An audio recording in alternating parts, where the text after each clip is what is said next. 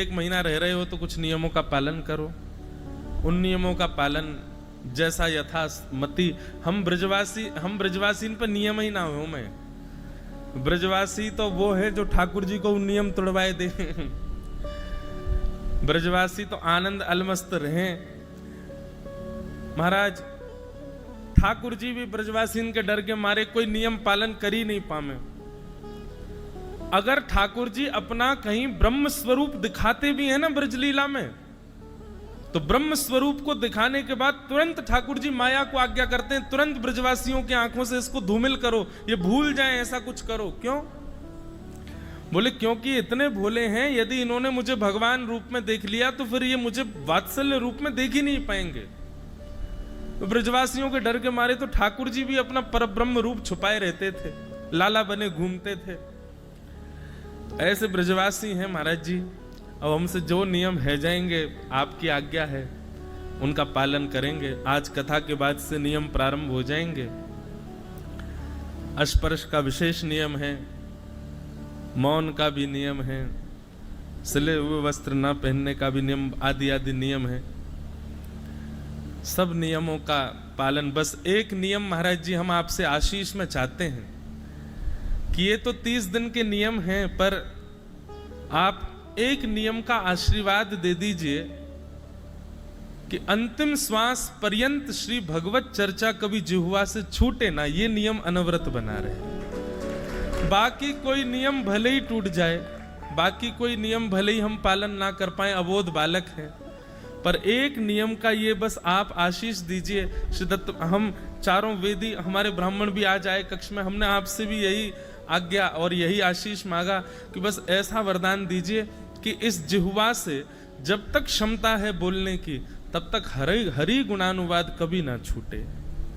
एक दिन भी बिना हरि चर्चा के ना निकले, बस ये नियम एक बन जाए। और बस बाकी इस पूरी कथा से हमको यही चाहिए कि ये हरि चर्चा, ये व्यासपीठ, ये भगवत वार्ता कभी हम इसके अयोग्य ना बन जाएं, बस सदा इसी में रत रहें, ऐसी भावना है हमारे। जो लोग यहां बैठे हैं वो तो दर्शन कर ही रहे हैं, पर जो लाइव देख रहे हैं उनको बता दें, ये वास्तविक कथा का मंच है। जैसा वक्ता को होना चाहिए, जैसी व्यवस्थाएं होनी चाहिए, जैसा एक रूप होना चाहिए, वो सब यहां व्यवस्थित। फिर जो विशिष्टतम हुआ, श्रीमद् भागवत वेदार्थ है, वेदों का अर्थ है, पर 1 मास पर्यंत यहां पर चतुर्वेद व्यासपीठ के चारों तरफ 4 व्यासपीठ और हैं, वेदों की व्यासपीठ, जहां पर हमारे ऋग्वेद के पाठ के लिए परम पूजनीय श्री राघवेंद्र भट्ट जोशी जी विप्र देवता विराज रहे हैं, उनके चरणों में बारंबार प्रणाम। साथ ही यजुर्वेद के पाठ के लिए हमारे मध्य में परम पूज्य श्री अजय पाठक जी पूज्य विप्रदेव पधारे हैं, विराज रहे हैं, उनको भी बारंबार प्रणाम। शाम वेद के पाठ के लिए परम पूज्य श्री कृष्ण शास्त्री पलस्कर जी पूज्य महाराज जी विराज रहे हैं, आपको बारंबार प्रणाम। और श्री अथर्व वेद के पाठ के लिए हमारे मध्य में श्री दिनकर जोशी जी, परम पूज्य श्री दिनकर जोशी जी महाराज विराज रहे हैं, आपको भी बारंबार प्रणाम। देखो 5 वक्ता एक साथ बैठे हैं व्यास मंच पर। बस बात यह है कि ये चारों मौन हैं और इन चारों के हृदय के भाव बीच वाले वक्ता में आ रहे हैं और वो मुख से बोल रहा है। यहां पे निश्चित मानिए हम जो कुछ भी कहेंगे वे इन चारों के ही भाव होंगे। हम ऐसा मान के चल रहे हैं। सुलंक सृष्ट भगवान वचांस में, श्रीमद् भागवत में सुकाचार्य जी जब मंगलाचरण करते हैं तो वहां कहते हैं कि ठाकुर जी मैं आपकी वाणी, आपकी कथा कहने जा रहा हूं, मेरे में इतनी योग्यता नहीं, आप ही मेरी वाणी में आके विराजो और मुझसे कहवा दो।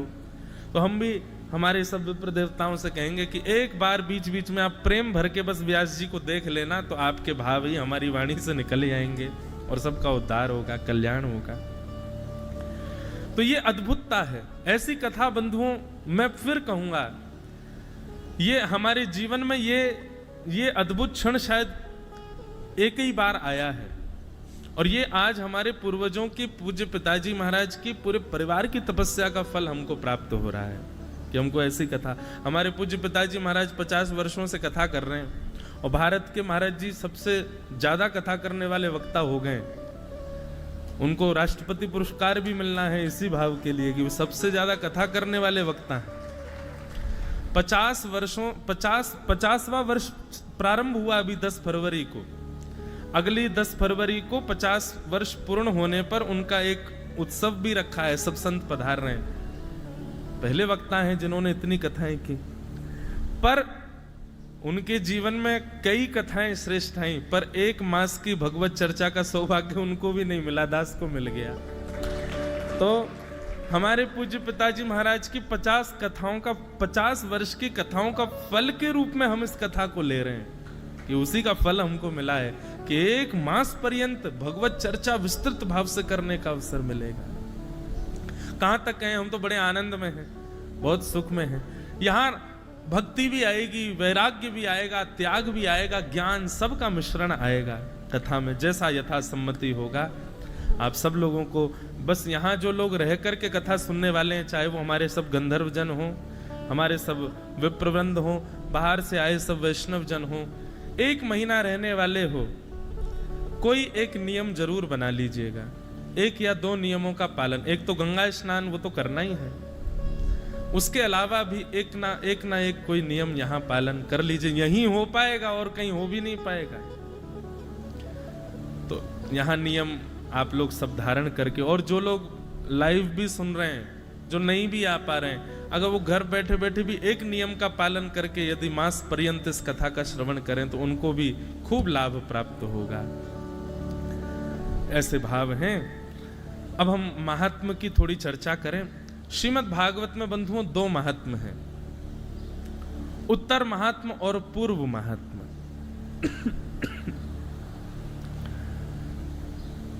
थोड़ा चिंतन चल रहा था कि मासिक कथा का कहीं पर उल्लेख है, तो श्रीमद् भागवत के उत्तर महात्म में उसका उल्लेख किया गया है। बहुत सावधानी से और एक एक शब्द का बिल्कुल ध्यान से, बंधुओं बहुत विस्तार से कहने का मैं पूर्ण प्रयास करूंगा, पर आप बड़े ध्यान से सुनिएगा।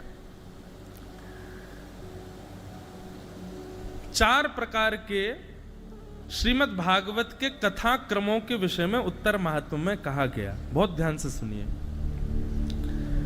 राजसं सात्विकं चापि तामसं निर्गुणं तथा चतुर्विधं तु विज्ञेयं श्री भागवत सेवनम। 4 प्रकार से श्रीमद् भागवत कथा का सेवन किया जाता है। सेवन यानी कि श्रवण किया जाता है। कौन कौन से 4 प्रकार हैं? सब लोग सावधानी से सुनो। राजसम, राजस, सात्विक, निर्गुण और तामस। अगर क्रम से कहें तो राजस, सात्विक, तामस और निर्गुण। अब ये 4 प्रकार की कथाएं भागवत की कैसे होती हैं उसके विषय में सुनिए।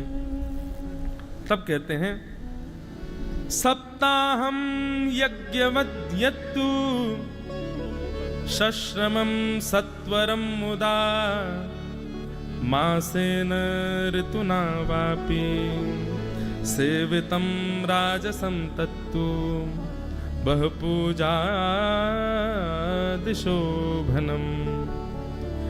सप्ताहं यज्ञवत् यत्तु शश्रमं सत्वरं मुदा सेवितं राजसं तत्तु बहुपूजादिशोभनम्। सबसे पहले राजस कथा के विषय में बताया गया। राजस कथा का स्वरूप कैसा होता है?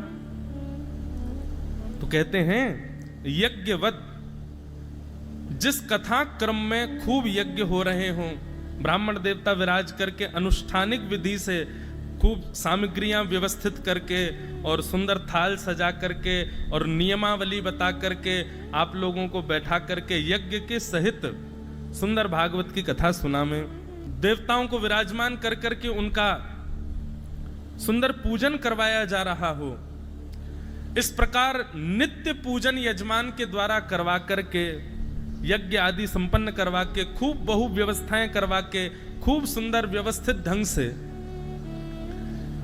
जब कथा को सुना जाता है 7 दिन में, उसी को राजस कथा कहते हैं। वो राजस विधि की कथा है जो हम लोग करते हैं अधिकतर।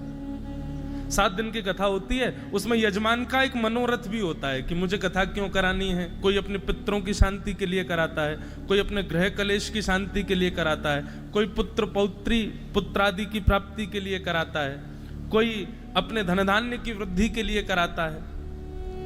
इस प्रकार से लोग जो कथा कराते हैं, जो सामान्यतया हम लोग करते हैं, उसको राजस विधि की कथा कहते हैं। देती जैसे तामसी कथा का स्वरूप सुने। एक बार एक राजा के यहां पर महाभारत की कथा हुई, बहुत ध्यान से सुनना। तो महाभारत की कथा करके ब्राह्मण देवता जैसे ही वापस गए अपने व्यास जी घर पे, पत्नी ने कहा, अच्छा महाभारत की कथा भी 1 महीने की होती है। महाभारत की कथा का विधान भी मास पर्यंत है, 1 महीने तक होनी चाहिए। तो महाभारत की कथा करके 1 महीने बाद व्यास जी लौट करके आए। पत्नी ने आरती पूजन करके घर में स्वागत किया। पत्नी ने पूछा, आ गए कथा करके? बोले जी। बोले आपकी पोथी कहाँ है, महाभारत जी की पोथी? ब्राह्मण देवता बोले, अरे मैं तो वो तो भूल ही आया, वहां पे राजा के यहीं रह गई, रुको मैं अभी जाता हूं, पोथी लेके आता हूं। ब्राह्मण देवता दौड़े दौड़े राजा के यहां गए। जैसे ही राजा के यहां पहुंचे तो द्वार पर ही राजा की बेटी मिल गई। बेटी ने प्रणाम किया, जय हो व्यास जी, आपके चरणों में प्रणाम। आपने तो 1 महीने के लिए हमारे राज्य भवन को वृंदावन बना दिया। आपने ऐसी सुंदर कथा सुनी, कभी कुरुक्षेत्र का दर्शन होता, कभी वृंदावन का दर्शन होता, कभी इंद्रप्रस्थ का दर्शन होता, कभी द्वारिका का दर्शन होता। व्यास जी बड़े खुश हो गए, वाह, बिटिया ने बड़े प्रेम से कथा सुनी। व्यास जी बोले, बेटी हमने 1 महीना कथा सुनाई, तुमने कुछ अच्छा सीखा हमारी कथा से? तो कन्या बोली, हाँ मैंने बहुत बढ़िया एक मेरे प्रश्न का उत्तर सीखा आपकी कथा से। व्यास जी बोले, क्या सीखा? बोले, मैंने ये सीखा कि सुभद्रा अर्जुन से प्रेम करती थी और दोनों एक दूसरे से प्रेम करते थे, तो विवाह करने के लिए ज्यादा किसी से पूछताछ नहीं करी, दोनों ने भाग करके ब्याह कर लिया। हमारा जो राजद्वार है ना, जो राज के दरबान है जो बाहर, वो मुझे बड़ा प्रिय लगता है, पर पिताजी मेरा उससे कभी ब्याह नहीं होने देंगे। मैं राजकुमारी हूं, वो दरबान है हमारा। आपकी कथा से मैंने सुभद्रा और अर्जुन के इस प्रेम को, भाव को मैंने सुन लिया है, और अब मैं भी उसके साथ भाग के ब्याह करूंगी। कल को मुझे कोई दोष देगा कि अरे तुमने ये क्या कर दिया, तो कह दूंगी व्यास जी ने कथा में सुनाया था, व्यास जी ने कथा में कही थी ये बात। और कथा की सारी बातें अनुकरणीय होती हैं। व्यास जी बोले, बिटिया तुझे और कोई नहीं मिला पूरी कथा में, अपने मतलब की बात ही समझ में आई तेरे को बस। बोले, अब व्यास जी आप तो आशीर्वाद दो, हम लोग आज रात को ही भागने वाले हैं, बढ़िया हुआ आपसे आशीर्वाद और मिल गया। व्यास जी बोले, मेरी पोथी कहां है, मैं लेके भागूं, उससे पहले राजा पकड़े मुझे। व्यास जी थोड़े और अंदर गए तो राजा का बेटा मिल गया। व्यास जी बोले, राजकुमार आओ हो। राजकुमार ने जैसे ही देखा व्यास जी, चरणों में लेट गया। बोले, अरे व्यास जी आपने ऐसी कथा सुनाई महाराज, मैं क्या बताऊं, नेत्रों से झरझर आंसू गिरे, चरणों में बार बार प्रणाम करे। बोले, मैं आपका कितना धन्यवाद करूं, मुझे किस मुख से धन्यवाद करूं, समझ नहीं आता। व्यास जी के मन में आया कि भाई राजा का पुत्र है, पुत्री तो ऐसी निकली, पुत्र ने कुछ बढ़िया सीखा होगा, इससे पूछें इसने क्या सीखा। व्यास जी बोले, बेटा तुमको अच्छी लगी कथा? बोले, बहुत अच्छी, आप इतनी मीठी कथा कहते हैं, तुमको क्या अच्छा लगा कथा में? बोले, महाराज जी मुझे तो वो वाला प्रसंग बहुत अच्छा लगा। बोले, कौन सा प्रसंग? बोले, वो प्रसंग जहां पर आपने कहा था कि कंस पूर्ण रूपेण मथुरा की राज्य गद्दी पर बैठने का अधिकारी था, पर उसका दुष्ट पिता उग्रसेन उसको बैठा ही नहीं रहा था। बढ़िया किया कंस ने, उग्रसेन को कारागृह में डाल दिया, खुद बैठ गया। अब मैं भी यही करने वाला हूं, मैं भी अपने पिताजी को जेल में डाल दूंगा। और जेल में डाल करके खुद राज सिंहासन पर बैठ जाऊंगा। और कोई अगर मुझको आके टोकेगा कि ये तुमने क्या किया, तो मैं कह दूंगा व्यास जी बता के गए थे, कथा में ऐसा ही हुआ था। जो कथा में कहा गया मैंने तो उसका पालन किया है। व्यास जी को चक्कर आने लगे, मेरी पोथी कहाँ है भैया, दे दो, मैं भाग जाऊं यहां से। किन लोगों के बीच में पड़ गया मैं। व्यास जी थोड़े और आगे गए तो रानी मिली। रानी ने खूब चरण पहाड़े, अरे व्यास जी जय हो जय हो जय हो, आपके पुनर्दर्शन हो गए, आप कथा सुना के गए, खूब बहु प्रशंसा की। आपकी कथा ने मेरी ग्रंथियां खोल दी, आपकी कथा ने मेरे मेरे मेरे सारे संशयों का समाधान बता दिया। व्यास जी इतने सारे नकारात्मक उत्तर सुनकर के बेचारे घबरा गए थे, लेकिन मन में फिर भी जिज्ञासा उठी, एक सकारात्मक उत्तर मिल गया तो चैन से सो तो जाऊंगा। देवी तुमने क्या सुना कथा में, तुमको क्या अच्छा लगा, कोई एक बात बताओ। बोले आपने कहा कि पंच कन्या जो प्रातः काल स्मरणीय हैं उनमें एक नाम द्रौपदी का भी है। जिन पंच कन्याओं को नित्य प्रणाम सुबह उठ करके करने से बड़ा शुभ होता है, ऐसी शुभ नित्य प्रणाम करने वाली कन्याओं में से एक कन्या द्रौपदी। और वो द्रौपदी पंच कन्याओं में इसलिए है क्योंकि उसके 5 पति हैं। मेरा भी एक पति से मन भर गया है, अब मैं भी सोच रही हूं कि मैं भी 2-4 ब्याह और कर लूं। व्यास जी बोले मेरा बीपी लो हो रहा है, मुझको जाने दो यहां से, मेरी पोती कहां है। बेचारे जैसे तैसे निकल करके भाग रहे थे, इतने में ही राजा मिल गया, मुख्य यजमान।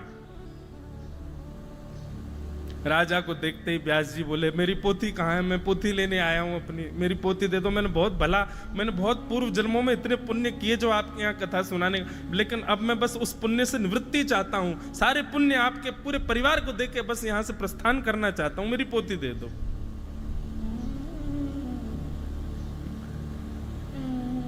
राजा ने कहा व्यास जी ऐसे थोड़ी विराजिए, हम जानते हैं आप किस उद्देश्य से आए हैं। राजा को लगा ये दक्षिणा ज्यादा मांगने आए, हमने कम दे दी थी। व्यास जी ने कथा सुनाई है, और कथा सुनाने के बाद में अब दक्षिणा तो हमने लिफाफे में बंद करके दे दी जो देनी थी। इनको कम लगी होगी तो किसी बहाने से दोबारा लेने आए हैं। अब राजा ने ऐसा सोचा, व्यास जी को बैठा दिया। व्यास जी बैठ गए। राजा बोले देखिए मुझे सब पता है आपके मन में क्या भाव चल रहा है, पर मैं आपकी कथा से ही सुनी गई एक बात आपको कहना चाहता हूं। व्यास जी बोले मेरे मन में कोई भाव नहीं है राजन, तुम कुछ और मत सोचो। बोले नहीं नहीं मैं सब समझ गया हूं, मैंने तो आपकी कथा में दुर्योधन को अपना गुरु बनाया। अरे ब्राह्मण की क्या कहें, संत की क्या कहें, स्वयं भगवान उसके सामने आ गए थे कि 5 गांव दे दो पांडवों को, पर दुर्योधन ने स्पष्ट कह दिया सुचग्रैव न दास्यामि बिना युद्धेन केशव, सुई के नोक के बराबर जमीन भी बिना युद्ध के नहीं दूंगा। व्यास जी लिफाफे में जो दक्षिणा दी है उसी को ही मान्य मानिए, उससे अतिरिक्त यदि लेना चाहते हैं तो युद्ध करिए और हमसे दक्षिणा ले जाइए। व्यास जी बोले भैया तुम्हारे युद्ध तुम अपने पास रखो, और सुनो हमारी पोथी भी तुम अपने पास रखो, हम दूसरी ले लेंगे, यहां से जाने दो। इसको कहते हैं तामसी कथा। कई लोग आजकल ऐसी एक बात मैं कह दूं मन में आ रही है, कोई अन्यथा मत लेना, आजकल युवा आते हैं कथाओं में, बहुत युवा आते हैं। महाराज जी अभी थोड़ा प्रचलन बदल गया है, वो मुझे बहुत अच्छा लगता है, पर कहीं ना कहीं, सब नहीं पर कहीं ना कहीं कुछ प्रतिशत युवा केवल इसलिए कथा सुनते हैं कि उनके प्रश्न का उत्तर मिले, उनका जो संशय है उसका समाधान मिले। केवल जिस स्थिति परिस्थिति से वो गुजर रहे हैं उसका समाधान, अगर इस समाधान मैं जिस परिस्थिति में हूं या मेरा जो संशय है, मेरा जो प्रश्न है, बस उसी के लिए मैं कथा में बैठूं, अन्यत्र उसके अतिरिक्त कोई चर्चा हो तो उसको अनसुना कर दूं, तो ये कथा भी तामसी बना देगी कथा को। ये तामस स्वरूप है कथा का। बंधुओं कथा में तो खाली घड़े के भांति बैठो, व्यास रूपी प्याऊ को अवसर दो आपके उस घट को भरने का। पहले से ही उसमें बहुत सारी जिज्ञासाएं, पहले से ही बहुत सारे भाव, पहले से ही अत्यंत ज्ञान भर करके बैठेंगे। व्यास अपना भाव कहां उड़े लेगा, वो तामसी हो जाएगा, छलकेगा बाहर जो भी डालेगा। इसलिए कथा में तो शून्य होकर के बैठो, ना कोई जिज्ञासा, ना कोई भाव, ना कोई प्रश्न, ना कोई संशय, बस प्रेम भाव से बस श्रवण के लिए बैठो। यहां कहीं कहीं हर एक अक्षर, हर एक भाव आपको सुदृढ़ करने के लिए है। इस भावना से कथा में विराजमान हो, नहीं तो कथा का तामसी रूप हो जाएगा। तो यहां पर वर्ष भर की कथा को तामसी नहीं कहा गया है, यहां पर कथा में होने वाले आलस्य और अश्रद्धा को तामसी बताया गया है। इसलिए चाहे मास पर्यंत हो, चाहे सप्ताह पर्यंत हो, चाहे वर्ष पर्यंत हो, यदि अश्रद्धा और आलस्य युक्त होकर के आप कथा में प्रवेश करेंगे तो तामसी बन जाएगी। और तामसी का स्वरूप क्या होता है? तामसी से कुछ बुरा नहीं होगा, पर हां कुछ अच्छा भी नहीं होगा।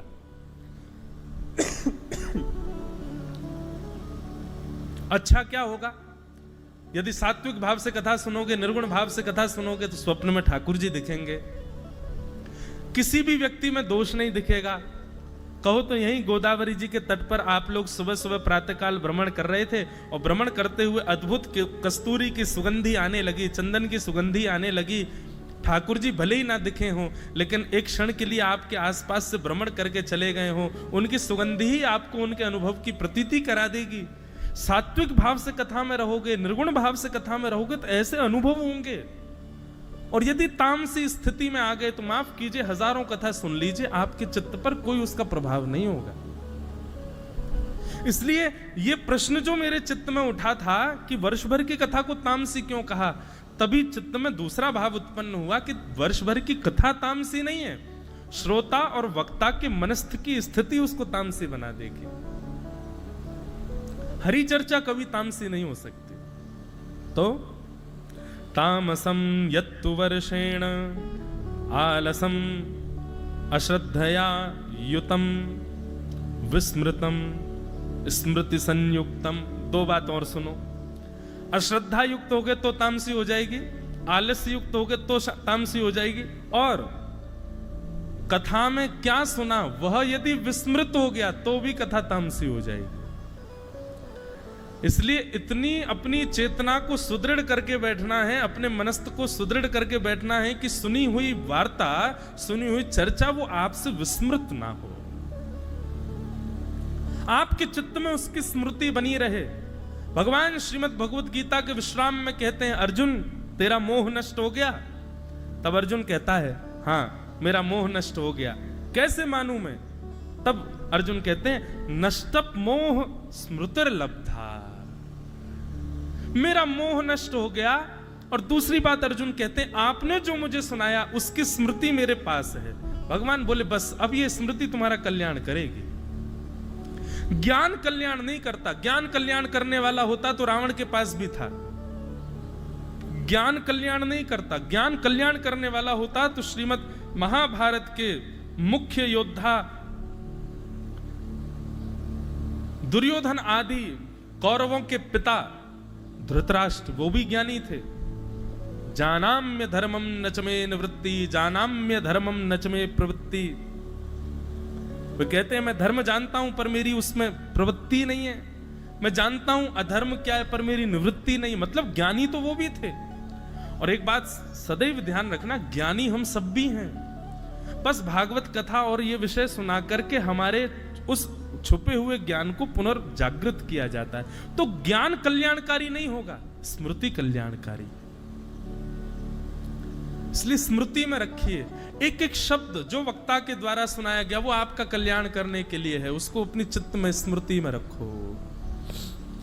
तो विस्मृति स्मृति संयुक्तम सेवनम तच्च सौख्यदम। इसलिए भैया कथा तामसी ना हो जाए, इसका इस नियम का भी पालन कीजिएगा। हम तो पालन करेंगे ही, वक्ता को तो करना ही पड़ता है। अपनी वाणी पर भी ध्यान देना है और अपने कानों पर भी ध्यान देना है कि मैं बोल क्या रहा हूं, वो स्वयं सुनना भी है। तो हम तो ध्यान रखते हैं, कभी कभी ध्यान नहीं रखते हैं तो फिर कथा हमारी तरफ से भी तामसी होती है, लेकिन आप लोग भी इसका ध्यान रखना। तो राजस कथा जो सात्विक विधि से हो, राजस कथा जो साप्ताहिक विधि से हो, विधि विधान से हो, नियम से हो, किसी कामना की पूर्ति के लिए हो। सात्विक कथा जो केवल मास भर महीने भर हरि चर्चा से युक्त हो, आनंद वर्धन करने वाली हो। तामसी कथा आलस्य और अश्रद्धा से युक्त हो, विस्मृति युक्त हो, वो तामसी कथा। आहा, अब आ रही है चौथी कथा जो कि सर्वश्रेष्ठ है। वो चौथी कथा कौन सी है? निर्गुण कथा। इस निर्गुण कथा का नियम क्या है? आहा, वर्षमास दिनानां तु विमुच्य नियमाग्रहम् सर्वदा प्रेम भक्त्यैव सेवनम निर्गुणम मतम। इतना सुंदर श्लोक है, एक बार और गा दूं मैं। अब तो महीना भर है, कोई रेल तो छूटी नहीं जा रही हमारी। हम कथा में पद गाते हैं, कथा में भजन गाते हैं, पर यहाँ कथा में श्लोक खूब गाएंगे, खूब भाव से श्लोक सुनाएंगे। आप लोग भी सब गाना, कितना सुंदर भाव है। कि वर्षमास दिनानां तु विमुच्य नियमाग्रहम् सर्वदा प्रेम भक्त्यैव सेवनम निर्गुणम मतम। वाह, ये निर्गुण कथा है, सर्वश्रेष्ठ। सात्विक राजस तामस इस निर्गुण कथा के चारों ओर चमर डोराते हैं। ये निर्गुण कथा का नियम कैसा है? बोले वर्षा मास दिनानाम तु, चाहे वर्ष भर की हो, चाहे मास भर की हो, चाहे 7 दिन की हो, चाहे 2 दिन की हो, चाहे 3 दिन की हो, विमुच्य नियमाग्रहम। निर्गुण कथा में कोई विशिष्ट नियमों के पालन की आवश्यकता नहीं है, सिवाय एक के। क्या? सर्वदा प्रेम भक्त्यैव। प्रेम लक्षणा भक्ति दिनों दिन क्षण क्षण प्रति क्षण उदयमान चित्त में होती हो, जिस कथा से, जहां कथा श्रवण करते हुए हर क्षण कृष्ण प्रिय हो रहे हों, गुरुवर प्रिय हो रहे हों, उनके प्रति और अनुराग बढ़ रहा हो, उनके प्रति और प्रेम बढ़ रहा हो, जो केवल और केवल प्रेम वर्धन के नियम से ही कथा सुनी जा रही हो। सर्वदा प्रेम भक्त्यैव सेवनम निर्गुणम मतम। ऐसी कथा जो केवल कृष्ण से प्रेम हो, श्री दत्त भगवान से प्रेम हो, श्री त्र्यंबकेश्वर नाथ से प्रेम हो, गुरुदेव से प्रेम हो, यहां पर और कोई भाव नहीं है, इच्छा पूर्णता का भाव नहीं है, नियम पूर्णता का भाव नहीं है, अन्य कोई भाव नहीं है, केवल और केवल प्रेम। बस ये प्रेम उदयमान हो, वो भी संसार से नहीं, उस परम सत्ता से, उस बुद्ध पुरुष से, साक्षात श्री कृष्ण से प्रेम उदित हो मेरा, इस भाव से जो 2 दिन 3 दिन 7 दिन 1 महीना 1 वर्ष तक कथा सुनते हैं, ऐसे लोगों के द्वारा सुनी गई सुनाई गई कथा ही निर्गुण कथा है।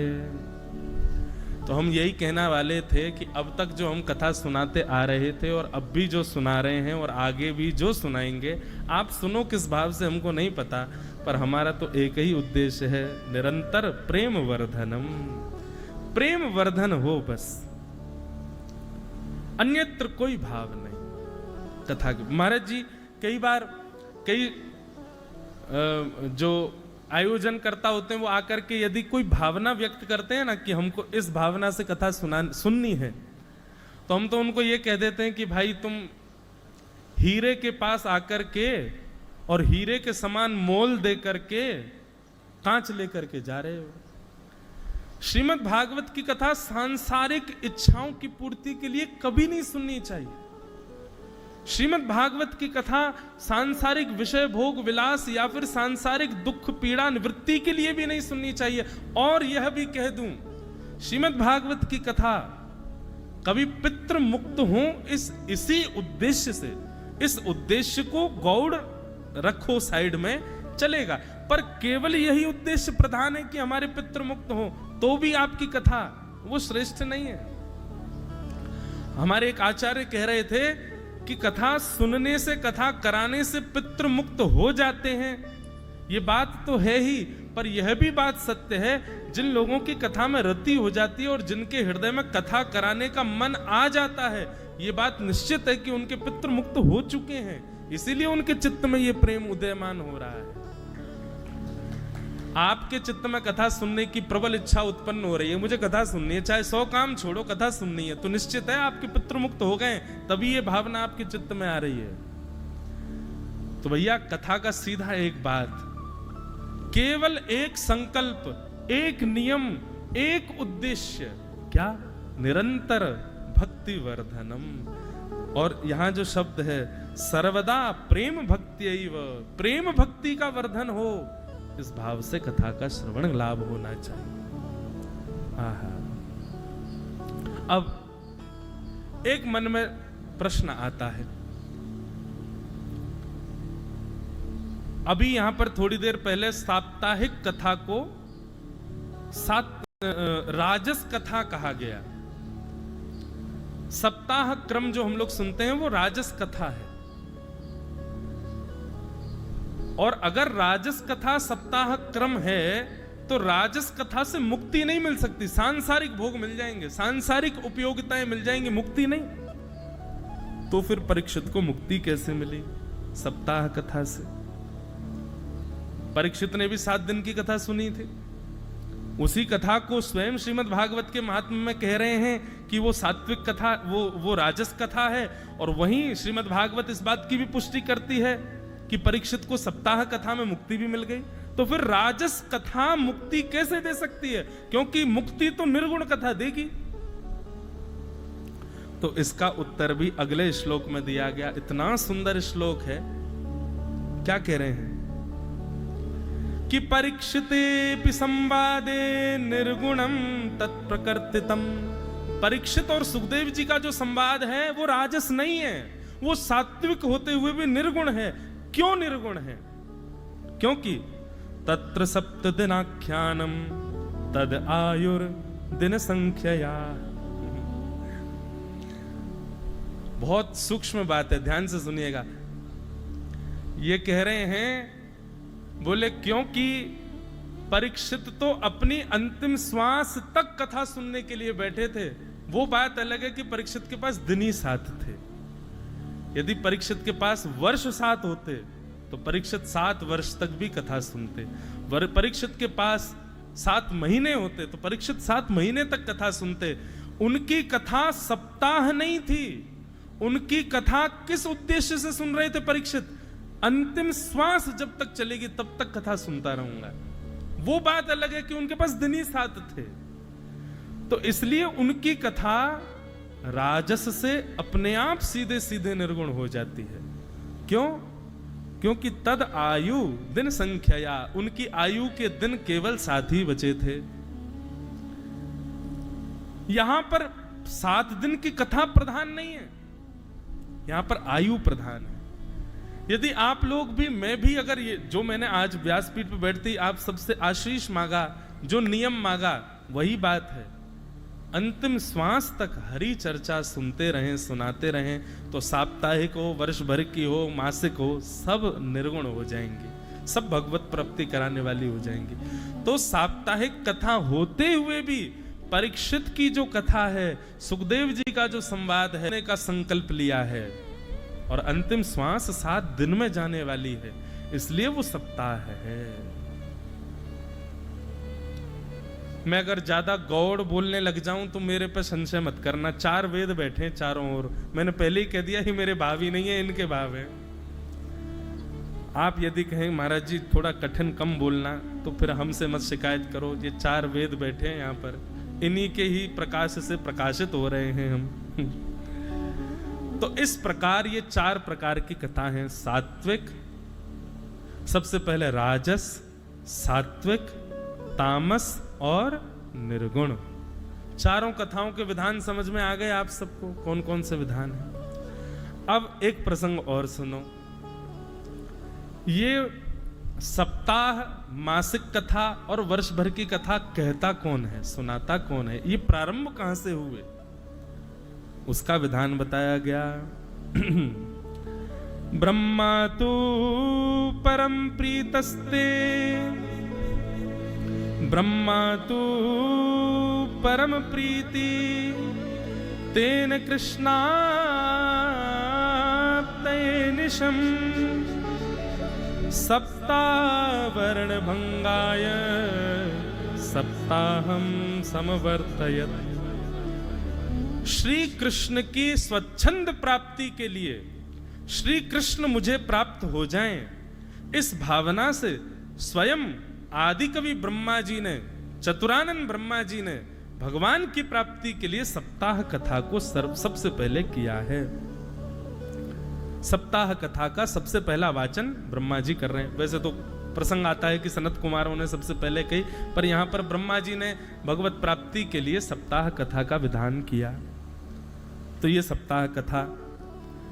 उसके बाद आती है मास भर की कथा, 1 महीने वाली कथा जो हम आप सब लोग कर रहे हैं। ये किसने गाई और किसने सुनी, इसके बारे में सुनो। यदा विष्णु स्वयं वक्ता,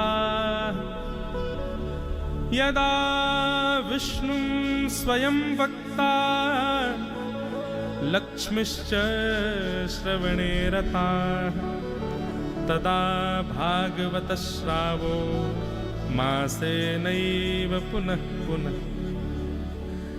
स्वयं श्रीमन्नारायण शंख चक्र गदा पद्म धारण करके व्यासपीठ पर विराजमान होते हैं। कुछ साल बाद फिर एक बार और आएंगे, एक बार और कथा सुनाएंगे। आप कहोगे महाराज जी प्रारंभ तो करो, अभी शुरू तो करी ना है आपने, अभी तो पहला दिन प्रारंभ तो हो जाए। अगली कथा की पहले ही नियुक्ति कर रहे हो। तो यदा विष्णु, अच्छा ये श्लोक सुनिए मत, इसका चिंतन करो, कितना सुंदर लग रहा है।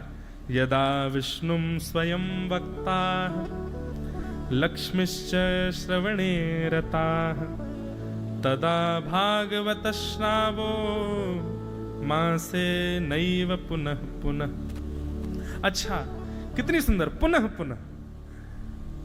भगवान को कथा कहने में इतना सुंदर आनंद आता है कि 1 महीना पर्यंत ठाकुर जी कथा श्रवण कराते हैं, और जैसे ही कथा के विश्राम वाले दिन नाम संकीर्तनम यस्य सर्व पाप प्रणाशनो प्रणामो दुख समनस्तम नमामि हरिम परम, जैसे ही कथा विराम देते हैं श्रीमन नारायण, लक्ष्मी जी तुरंत खड़े होकर के ठाकुर जी को प्रणाम करती हैं। प्रणाम करते ही तुरंत नारायण भगवान कहते हैं पुनः बैठ जाओ। फिर से बैठा करके जन्माद्यस्य यतोन्वयाद् इतरतश्चार्थे सुविज्ञ स्वराट् तेने, फिर से कथा प्रारंभ, भागवत का पहला श्लोक शुरू। अब दूसरी व्याख्या से 1 महीने कथा सुनो, और फिर 1 महीना कथा पूर्ण हो जाती है, फिर दोबारा अंतिम श्लोक बोलते, तुरंत ठाकुर जी प्रथम श्लोक बोल करके फिर कथा शुरू कर देते। मतलब मासे नैव पुनः पुनः, वो मास भर में कथा पूर्ण होती है, पर पूर्ण होते ही पुनः प्रारंभ हो जाती है, वो कभी विश्राम नहीं होती। नियम 1 महीने का ही है कि 1 महीने में कथा पूरी करनी है, पर 1 महीने में कथा पूरी होते ही अगले महीने के प्रथम दिन फिर से शुरू हो जाती है। ऐसी कथा वैकुंठ में नित्य श्रीमन नारायण अपने शेष नाग के व्यासपीठ पर बैठ करके श्रीमद लक्ष्मी जी को सुनाते हैं। कितना सुख आता होगा। कुछ नहीं तो उस सिख, उस आनंद के समुद्र की एक बिंदु तो दत्त धाम में हम आप सबको अनुभव होगी, ये मास भर के कथा में। वो तो आनंद की सिंधु है, जब ठाकुर जी स्वयं बोलते होंगे, लक्ष्मी जी बैठ करके सुनती होंगी, पर उसका एक बिंदु तो यहां पर भी हमको अनुभव में आएगा ना। एक क्षण के लिए आपको भी वक्ता के अंदर, मैं अपना नाम नहीं ले रहा हूं, मैं हूं ही नहीं, मैं हूं ही नहीं। व्यास मंच पर बैठने के बाद कोई इंद्रेश नहीं, कोई महाराज जी नहीं, कोई गुरु जी नहीं, यहाँ पर अवस्थित होने के बाद सब प्रणाम करते हैं, चारों वेद पाठी भी आपको प्रणाम कर रहे हैं, बड़े बड़े लोग आपको, इसका मतलब आप सामान्य नहीं हो। आप उनके प्रणाम को स्वीकार यदि ये मान करके कर रहे हो कि मैं इंद्रेश हूं, तो गिरोगे एक दिन। इस भाव से नहीं, यहां बैठ करके भगवत वार्ता करने के लिए हम बैठे, इसलिए इतनी देर के लिए हम विष्णु स्वरूप हैं, इस भाव से। और वक्ता को भाव रखना चाहिए कि सामने जितने भी श्रोता बैठे ये सब लक्ष्मी स्वरूप हैं, इस भाव से मास भर की कथा होनी चाहिए। तो कि यदा विष्णु स्वयं वक्ता लक्ष्मीश्च श्रवणे रताः तदा भाश्रावो मासे नैव पुनः। आहा, अब ये तो रही मास भर के कथा का नियम।